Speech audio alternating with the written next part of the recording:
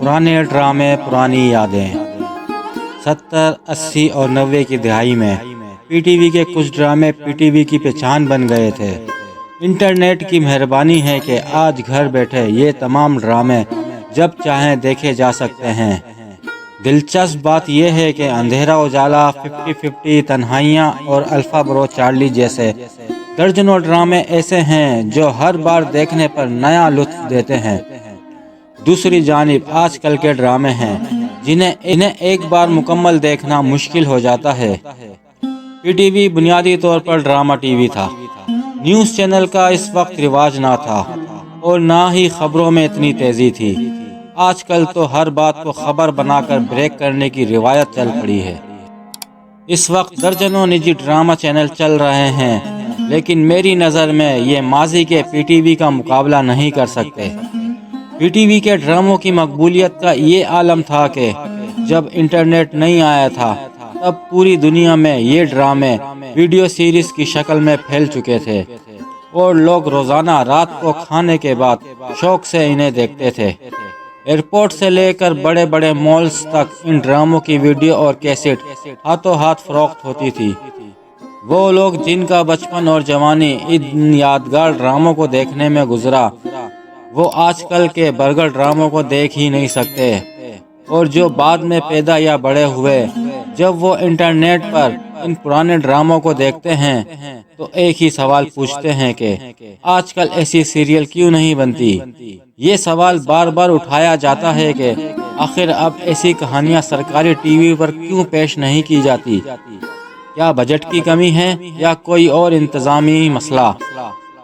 کیا ویسے مصنف اب نہیں رہے یا پھر آج کل کی ڈیمانڈ ہی بدل چکی ہے؟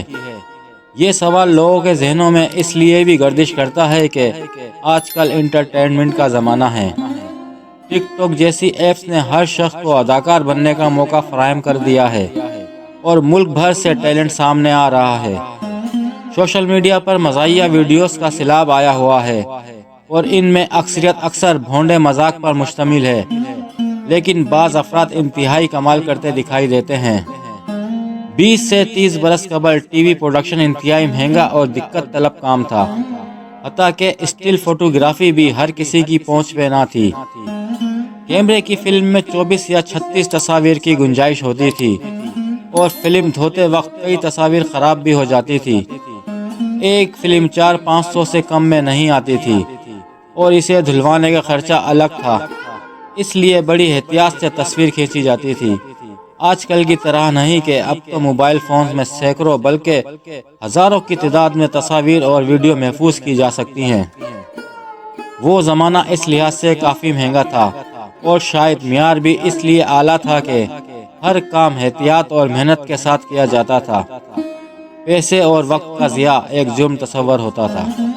پھر یہ بھی تھا کہ جتنے بھی سنجیدہ یا مزاحیہ ڈرامے نشر کیے جاتے تھے، ان میں کوئی نہ کوئی سبق یا اہم پیغام ضرور ہوتا تھا، چاہے وہ گیسٹ ہاؤس ہو یا پھر اندھیرا اجالا۔ کسی کو دیکھ کر یہ محسوس نہیں ہوتا تھا کہ آپ کا 1 گھنٹہ ضائع ہو گیا ہے۔ آج آپ سوشل میڈیا پر، موبائل اسکرین پر روزانہ گھنٹوں انگلیاں مارتے ہیں، 1-2 منٹ سے لے کر 10 منٹ کے درجنوں ویڈیو کلپس دیکھتے ہیں۔ اس کے باوجود اگلے دن آپ کو ایک کلپ، کوئی ایک واقعہ بھی یاد نہیں رہتا۔ اس کے مقابلے میں آپ کسی سے 40 برس پرانے وارث ڈرامے کا پوچھ لیں، وہ آپ کو فر ساری کہانی سنا دے گا۔ اور آج کل کے T V channel crime stories چلا کر اپنے چینل کی ریٹنگ بڑھاتے ہیں، لیکن ان میں جرم اور مجرم دونوں بڑھا چڑھا کر دکھائے جاتے ہیں۔ عوام کی اخلاقی تربیت کا کوئی لحاظ نہیں کیا جاتا۔ فلاں نے فلاں کو کیسے قتل کیا، لاش کیسے ٹھکانے لگائی، بس ان چیزوں کو دکھا کر ریٹنگ کمانے کی کوشش کی جاتی ہے، جبکہ کرائم سٹوری پر مبنی ایک ڈرامہ اندھیرا اجالا بھی تھا، جس میں کوی خان، جمیل فخری اور عرفان کھوسٹ نے کمال اداکاری کی اور ہر قسط میں معاشرے کی بھیانک کرداروں کو بے نقاب کرتے ہوئے ان سے بچنے کی تدابیر بھی بتائیں۔ ہر قسط کے آخر میں جب مجرم پکڑا جاتا تو کوی خان سینئر پولیس افسر کے روم میں 2-3 منٹ ایسے جملے بولتے جو معاشرتی حقیقت کی عکاسی اور ترجمانی کرتے۔ اس قدر حساس موضوع پر بننے والے ڈرامے میں بھی حوالدار کرمداد لوگوں کو ہنسانے کے لیے تیار رہتا۔ اسی طرح 2 کمروں میں بنے گیسٹ ہاؤس ڈرامے نے بھی لوگوں کو آج تک اپنے دلوں میں زندہ کیا ہوا ہے، اور اس ڈرامے کا کردار ریمبو آج تک لوگوں کے دلوں پر راج کر رہا ہے۔ کچھ عرصہ پہلے ترک ڈرامے ارطغرل غازی کو پی ٹی وی پر نشر کیا گیا۔ اس نے مقبولیت کے تمام ریکارڈ توڑ دیے۔ اگرچہ یہ ہماری پروڈکشن نہیں تھی، لیکن لوکل نجی ڈراموں سے لاکھ درجے اچھے تھے، یا ان بھارتی ڈراموں اور فلموں سے کروڑوں گنا بہتر تھے۔ دوسروں پر تنقید کرنے سے بہتر ہے کہ ہمارے پروڈیوسر اور ڈائریکٹر اپنی ثقافت اور اقتدار کو دیکھتے ہوئے کام کریں۔